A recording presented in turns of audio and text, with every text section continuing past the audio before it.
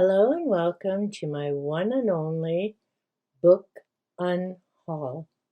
Lately, as I've been traveling into the world of banned books and other issues, and the fact that I've repurchased so many books, and some were not easy to find, unfortunately, unlike in the past, I'm now very selective about what I would unhaul or pass on. So I have just a few books. They're good books, they just don't resonate with me, so I figure it's time to pass them on to someone else who could enjoy them. One of the first book is Medical Medium. This is by Anthony William. He's someone that would typically be described as a medical intuitive, so he could tell you what's going on by being in your presence, much like Carolyn Myss. It was an interesting read. It was recommended by someone. It just didn't resonate for me. And not because I have an issue with the type of work that he does. I read a wide range of people with different abilities and skills. This one just didn't hit home for me, so it's time to let someone else enjoy it. The Esoteric Secrets of Surrealism. This is by Patrick Lepetit. I hope that's right. I was looking forward to this book in terms of connecting in art and symbols. Here it says origins, magic, and secret societies. It seemed like it was going to be an interesting read. Unfortunately, as I got into it, and you can see I didn't get very far, it's basically a bunch of quotes, which is great. I mean, this person cites their sources, but it was the one thing that I'll be honest, I didn't enjoy about my sociology courses either, because the vast majority of it isn't giving you information or the author's perspective. It's just pulling pieces from everybody else's work, and at least they give them credit for that, but that isn't the type of book I enjoy reading. So hopefully someone else enjoys this. The Feeling Good Handbook. This is by David D. Burns, MD. I'd heard about his work a number of years ago, just hadn't got around to picking it up. I found it in my local thrift store a little while ago and decided I would give it a try. As it says here, the author of Feeling Good, the breakthrough 2 million copy bestseller, shows you how to overcome depression, conquer anxiety, enjoy greater intimacy. Now, if you've seen some of my other videos in terms of journaling, 3-minute positivity, The Alchemist, and so many others, I have a playlist, so all the different books that can help get a more positive frame of mind, perspective, and I decided I already have a bunch of different tools and strategies. 21 rituals. So there's so many different things I'm already doing to deal with depression, which is a side effect of chronic pain, as well as anxiety and those feelings of, you know, why am I still here and having to go through this? Thankfully, those don't come very often, but when they do, I have a wide range of books and tools and strategies. And from the size of this, I've decided to pass it on to someone else who may need it and enjoy it, because my TBR list and things I'm getting into is getting huge. So I just honestly don't have the time to read something that thick in relation to that. Total Feng Shui. This is by Lillian Tu. I've held on to this book for a number of years, always thinking I'm going to get to it, delve more into it. It's a subject I find very interesting, but I've held on to it long enough. It's time to send it out for someone else who may enjoy and benefit from it. When it comes to rearranging things in my house and setting things up, I go by how it personally feels for me. So if you've watched episode 19 about my cats and moving day, I just needed to switch things around and I go by how it feels. And that works. I've been doing that for over 30 years. Sadly, my poor husband, just kind of goes with the flow because never quite knows where everything's going to be in a few months from now. But it works, so it's time to send this on for someone else to enjoy. Feng Shui and Health, The Anatomy of a Home. This is by Nancy Santo Pietro. Again, it was a very interesting find. I always meant to get to it and delve into it, but it's time to pass it on to someone else to enjoy because, like I say, I go by what feels right. If a room is comfortable and I notice the energy's flowing smooth, same as with my yard work, I go by what I sense from nature. Sometimes it works out good, sometimes not, but I mean, that's the same as in life, right? We make good choices, bad choices, hopefully learn from both and keep moving forward. So again, it's something for someone else to enjoy.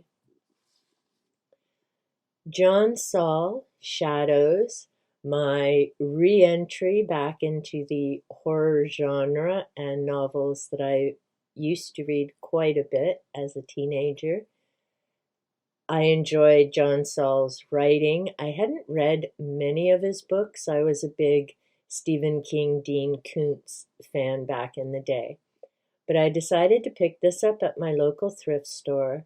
It does keep you going from beginning to end. It was one of those books I wanted to know how things turned out. No, in this case, I didn't cheat and read the last chapter like one of the Koontz books recently.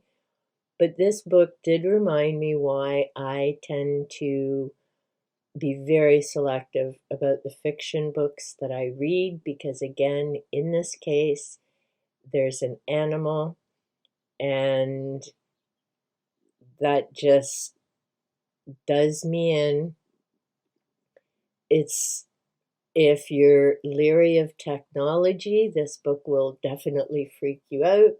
It ties in with themes like Frankenstein and the others of when is science going too far in this never-ending cycle of, well, we need to know, let's do it. If we can find test subjects, in this case, they're children at a special school, and things go bad very quickly. It was a book that I got through at once. It brought up a lot of when is science going too far. Dr. Jekyll and Mr. Hyde is another story with that genre. But in any case, I know I won't be reading this one again because I clearly remember beginning to end. And there's a part I don't want to read again. So hopefully someone else enjoys. Next is Coming to Our Senses. This is by John Kabat-Zinn. Again, good book. I don't have the cover on it anymore. Delves into meditation, a lengthy program, and how to benefit from that. I'm all for meditation. I just tend to do it different than most people. For me, working in my yard or doing certain activities is how I shut my mind down. So again, it's a good work. It's definitely recommended by a number of people. So instead of keeping it on my shelf when I know it's something I'm not going to delve into, it's best to just send it off to my local thrift store. Patricia Cornwell, this is volume 1 of the Scarpetta collection, and I've done a video on the 2 novels in this volume, as well as comparing her to Kathy Reich's The Bone Code. If you're interested, you can check that out in my video catalog. They were interesting reads. It's forensic science, it's murder, it's gruesome, it's a little too descriptive for my taste. So it was a great find at my local thrift store. I'm glad I picked it up and gave her a try. And now it's time to send it back and let someone else enjoy her work. The last book, and I decided to pick this one out today because you may have noticed my shelves have been changing and I've reorganized 2 of my cubes. The Relaxation and Stress Reduction Workbook. This is a 6th edition, but it's a few years old. 2008, so not too old. I did enjoy it. I've tried some of the exercises. They were helpful, they were beneficial. But again, I've got this entire cube are books of getting into a positive frame of mind, exercises, activities. I have Martha Beck, Steering by Starlight, Dan Millman, Way of the Peaceful Warrior, Magic of Believing, Claude Bristol, Think and Grow Rich by Napoleon Hill, Mandela of Being, and a number of other titles back there, on top of the different coloring and meditation books that I have, the Inner Me Journal, 3-Minute Positivity. So like I say, I have so many different resources that it's time to pass this on and let somebody else give it a try and enjoy it.